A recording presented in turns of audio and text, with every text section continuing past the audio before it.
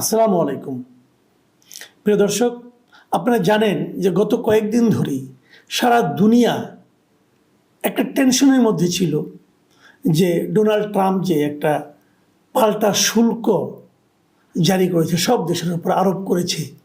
সেই শুল্ক কিভাবে তারা পরিশোধ করবে এবং সেই শুল্ক পরিশোধ করলে পর তারা আদৌ যে ব্যবসা বাণিজ্য আমেরিকার সঙ্গে করতো সেটা করতে পারবে কিনা, তাদের নিজস্ব অর্থনীতির উপর কী নেতিবাচক প্রভাব পড়বে, এগুলো নিয়ে সারা দুনিয়ার টেনশনে ছিল। দুনিয়ার প্রায় সকল দেশের উপরেই কিন্তু পাল্টা শুল্ক আরোপ করেছিলেন ডোনাল্ড ট্রাম্প। এক এক দেশের উপর এক এক রকম। আমাদের বাংলাদেশের উপরও 37% শুল্ক আরোপ করা হয়েছিল।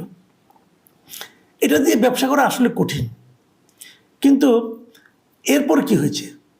এরপর বিভিন্ন দেশ এটা নিয়ে ট্রাম্পের সঙ্গে দিন দরবারের চেষ্টা করছে এবং সেই দিন দরবারের মাধ্যমে তারা নিজেরা নানা রকম কথাবার্তা বলছে যে আমাদেরটা একটু ছাড় দেওয়া হোক, কিছুদিনের ছাড় দেওয়া হোক, এ ধরনের নানা ধরনের প্রশ্ন।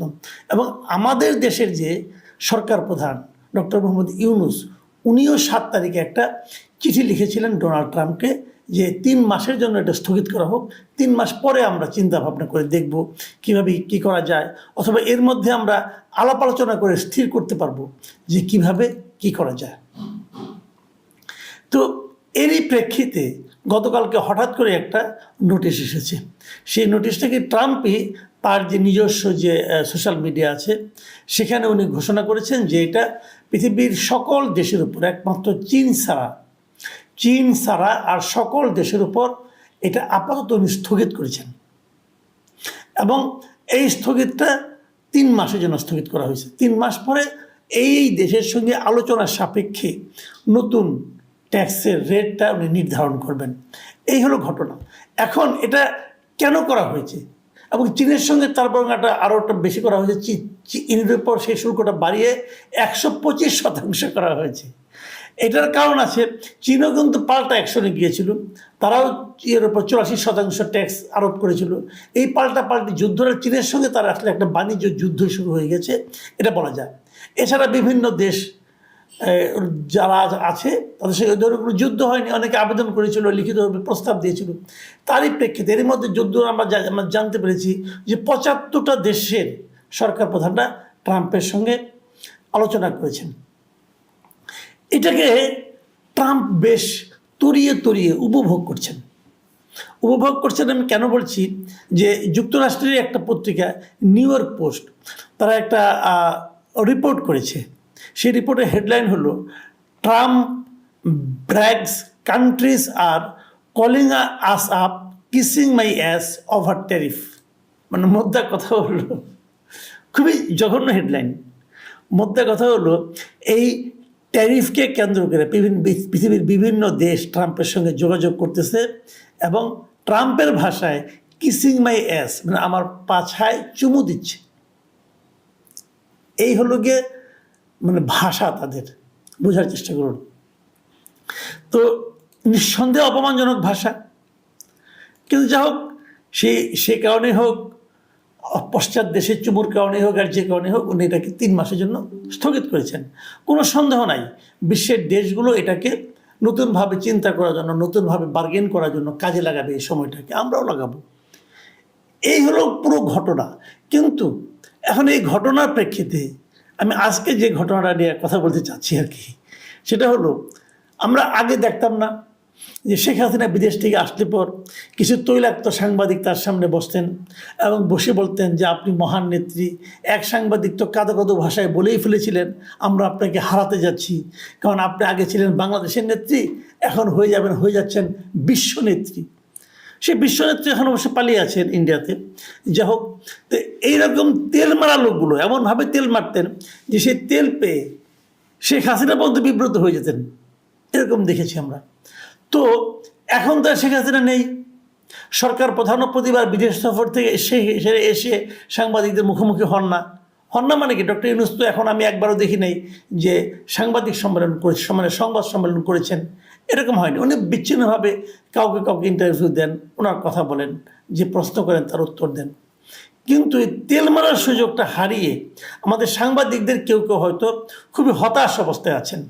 তার একটা নমুনা আমরা দেখতে পেলাম বিএসএসএফ বাসসের যিনি এমডি মিস্টার মাহবুব মোর্শেদের একটা ফেসবুক স্ট্যাটাসে উনি একটা ফেসবুক স্ট্যাটাস লিখেছেন।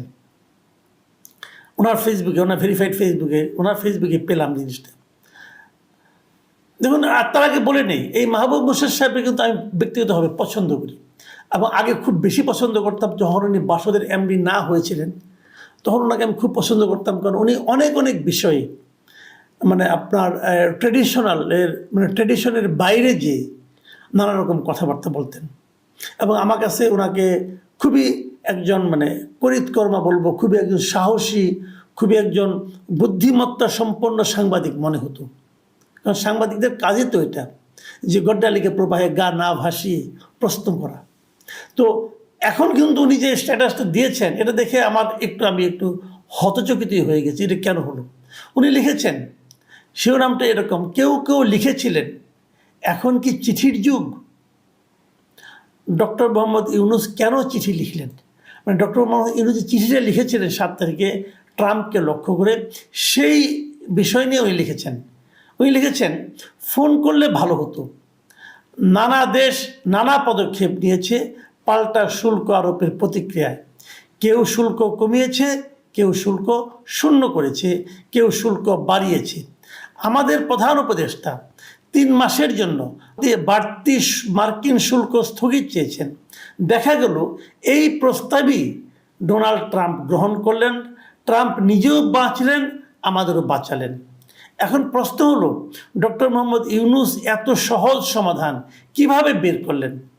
কারণ তিনি আমেরিকান সাইকি বহু রাষ্ট্রনেতার চেয়ে ভালো বোঝেন। ওনার কথা ঠিক আছে, আমি বেশি কিছু বলবো না, কথাগুলো তো ঠিক। ডক্টর ইউনূস একটা চিঠি লিখেছেন, ট্রাম্প শুল্ক কমিয়ে স্থগিত করেছেন, সবই ঠিক আছে। কথা হলো কয়েকটা জায়গায়। 1 নম্বর হলো, ডোনাল্ড ট্রাম্প নিজে বাঁচলেন, আমাদেরও বাঁচালেন। কিভাবে? নিশ্চয়ই উনি ব্যাখ্যা জানেন। দ্বিতীয় কথা হলো যে উনি বলেছেন যে ডক্টর ইউনূস এত সহজ সমাধান কিভাবে বের করলেন। এটা হলো তেল, একটা নির্জলা তেল, যে ডক্টর ইউনূস কিভাবে এত সহজ একটা সমাধান বের করলেন যা পৃথিবীর আর কেউ পারে নাই। এবং তার উত্তর উনি দিয়ে দিয়েছেন। কারণ হলো যে তিনি আমেরিকান সাইকি বহু রাষ্ট্রনেতার চেয়ে ভালো বোঝেন। আমেরিকানদের যে সাইকোলজি, যে মনস্তত্ত্ব, এটা ডক্টর ইউনূস পৃথিবীর বহু রাষ্ট্রনেতার চেয়ে ভালো বোঝেন। এই জন্য উনি পারছেন। অসাধারণ। এই তেলের ডিব্বা যদি খুলে দিলেন রে ভাই, উনি বিএসএস চাকরি করেন না, ওনার এই তেলটা না মারলে হতো না কি? ডক্টর ইউনূস আমেরিকানদের সাইকোলজি বুঝেন, আর কেউ বুঝে না, অনেক রাষ্ট্রনায়ক বুঝে না। উনি চিঠি পাঠিয়েছেন, এই চিঠির কারণে কি 3 মাস বা এই হয়েছে? 75টা দেশ যে আপনার যোগাযোগ করছিল, ওগুলি কি একদম ফেলনা হয়ে গেল? ওখানে কোনো গুরুত্ব নাই। ডক্টর ইউনূসের চিঠির উপর ডিপেন্ড করে উনি করলেন। ডক্টর ইউনূস চিঠি লিখছেন 7 তারিখে, 9 তারিখে এই সিদ্ধান্ত আসলো। ডক্টর ইউনূসের চিঠি কি একদিনে পৌঁছে? এবং এই চিঠি পেয়ে উনি সব করলেন। ঝড়ে হয়তো বকটক মরতে পারে, সমস্যা নাই, এতে আমার কোনো আপত্তি নেই। বক তো পেয়েছেন, এটা খুশির খবর আমাদের। ডক্টর ইউনূস চিঠি লিখেছেন, এটাও খুশির খবর আমাদের। আমার এর কোনোটা নিয়ে কোনো আপত্তি নেই, দুটোই ভালো। কিন্তু মাহবুব মোর্শেদ সাহেব এটা কী করলেন? এইভাবে তেল মারা কোনো আপনার সঙ্গে তো যায় না ভাই। আপনাকে তো আমি চিনি, অনেকদিন ধরে চিনি। আপনাকে যেরকম মেরুদণ্ড সম্পন্ন, ব্যক্তিত্ব সম্পন্ন লোক আমি মনে করতাম, তার সঙ্গে এটা মেলে না। নাকি এটা চাকরির জন্য, এটা দায়িত্বপ্রাপ্ত আপনি, নাকি আপনি কারোর সঙ্গে কম্পিটিশনে আছেন? দেখুন, আমি একটা কথা বলি, এই ওনার স্ট্যাটাসটার নিচে আমি কয়েকটা মন্তব্য পেয়েছি। আমি মন্তব্যগুলো আপনাকে একটু পড়ে শোনাই। পুঁজিবাজার.com নামে একজন মন্তব্য লিখেছেন, ঠিক হাসিনা শাসন আমলে এভাবেই সব কিছুর জন্য হাসিনাকে প্রশংসায় ভাসিয়ে দিয়ে হাসিনাকে বিপদগামী করে তোলা হয়েছিল। অথচ ট্যারিফ স্থগিত করা হয়েছে শুধু বাংলাদেশের জন্য নয়, চীন বাদে সব দেশের জন্যই। আর ইউনূস আবেদন করেছিলেন শুধু বাংলাদেশের জন্য। আমেরিকার ভিতর ও বাইরে থেকে যেভাবে প্রতিবাদের ঝড় উঠেছে, তাতে স্থগিত না করে উপায় ছিল না। মিস্টার মাহবুব মোর্শেদ, এই যে পুঁজিবাজার.com যা লিখেছি, এটা বোঝার ক্ষমতা আপনার নাই, এটাই মনে করি না। এটা আপনিও বোঝেন। তাহলে কেন এই তেলটা মারতে গেলেন? দেখুন আরেকটা কমেন্ট করি। জহির জিব্রান লিখেছেন, ট্রাম্প যেসব দেশের উপর শুল্ক আরোপ করেছে তার ভিতর চীন বাদে অন্য সকলের উপর 3 মাসের জন্য সেটা প্রত্যাহার করে। এখন কি বলবো সকলেই ডক্টর ইউনূস সাহেবকে ফলো করে চিঠি দিয়েছে? আরেকটা মন্তব্য শুনুন। জুলহাস উদ্দিন স্বজন তিনি লিখেছেন, ভাই একটু দেরিতে পোস্ট দেন, পোস্ট লেখার পর 2 দিন সময় নিন, তারপর ফেসবুকে পোস্ট দিন। 7 তারিখে চিঠি পেয়ে 9 তারিখেই কার্যকর হয় না, এটা আপনি ভালোই বুঝেন। আমি শেষ কমেন্টটা পড়তেছি মির্জা মোহাম্মদ শাহ জামালের।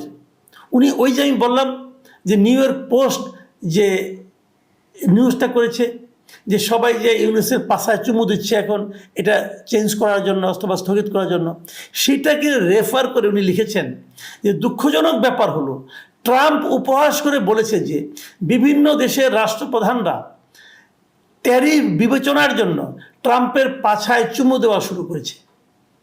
যে বলদগুলো ডক্টর ইউনূসকে আলগা বড় করতে চাচ্ছে, ট্রাম্পের মন্তব্যের পর তারা কি বলবে? গ্রো আপ ম্যান, হাসিনার মতো করে ডক্টর ইউনূসকে হাস্যকর কইরেন না।